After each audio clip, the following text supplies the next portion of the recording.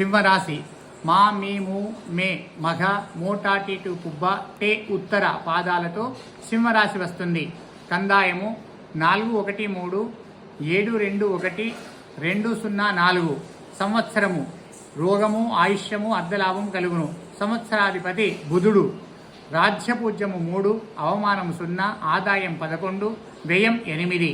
మఖా నక్షత్రము ఉబ్బా నక్షత్రముతో కలిసి ఉత్తరా నక్షత్రంలో జన్మించిన వారికి సింహరాశిగా వివరించబడతారు. సింహరాశిలో జన్మించిన వారు దృఢమైనటువంటి దేహ దారుఢ్యము కలిగి ఉంటారు. మంచి ముఖవర్చస్సు ఉంటుంది. ఎల్లప్పుడూ చిరునవ్వుతో ముఖముతో అనేక మందిని సులభముగా ఆకర్షించి వశపరచుకోగలరు. వీరు కోపము పట్టుదల కలిగి ఉంటారు. వీరు తమకు గల మనోధైర్యము చేత మంచి గుణాల వల్ల శత్రువులను తేలికగా వశపరుచుకోగలరు. వీరు వాక్చాతుర్యము కలిగి ధారాళంగా మాట్లాడే శక్తిని పొంది ఉంటారు. ఇతరుల చేత తమ పనులను చేయించుకునేటువంటి నేర్పరులై ఉంటారు. వీరికి సుఖ సౌకర్యములు లోపము రానే రాదు. ధనధాన్యాలు సమృద్ధిగా ఉంటాయి. జాతకంలో గ్రహబలం వలన చాలా అష్టకష్టాలు అనుభవించైనా సరే మరి వీరు కూడా గంభీరంగానే ఉంటారు. వీరిలో స్వయం కృషి ఎక్కువగా ఉంటుంది. వీరికి స్నేహితులు ఎక్కువగా ఉంటారనే చెప్పాలి. కొందరు వీరిని చూసి అకారణంగా భయపడుతూ ఉంటారు. ఈ రాశి గొప్పవారు.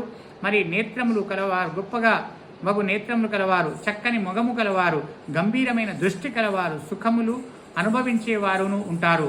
వీరిలో అనుమానించే గుణము కనిపిస్తూ ఉంటుంది. ఈ సంవత్సరం వీరికి గురుడు వృషభములో ఉండడం వలన సువర్ణమూర్తిగా ఉండడం వలన, మిథునములో లాభస్థానంలో లోహమూర్తిగా ఉండడం వలన ప్రధానమైనటువంటి స్త్రీ పురుషాదులకు కూడా గ్రహగ్రతులు పరిశీలించగా గురుబలము నూతన పెట్టుబడుల విషయంలో చాలా జాగ్రత్తలు వ్యవహరించాలి.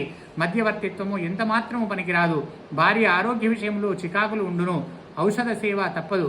గృహమునందు చేసే వివాద శుభకార్యములు కూడా అతి కష్టం మీద ఆర్థిక భారముతో చేయబడును. రుణము చేయవలసి వస్తుంది. సోదరుల మధ్య స్థిరాస్తి విషయంలో వివాదాలు కలుగుతాయి.